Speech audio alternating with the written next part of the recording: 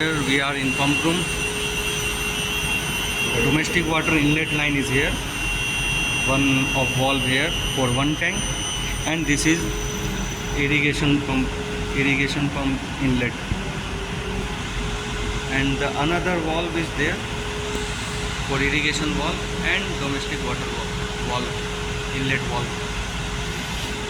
So for irrigation pump, water flow meter can install here at inlet of irrigation pump here, or irrigation water pump outlet here can also be installed water flow meter.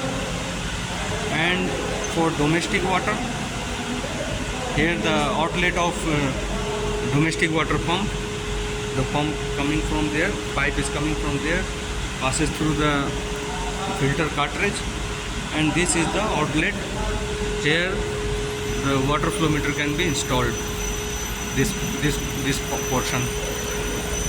And another part of domestic water line is here. This above the PRV can be installed water flow meter, and the DDC panel inside the pump room. This is the DDC panel here installed. So this is the complete information about the water flow meter inside the pump room. Thank you.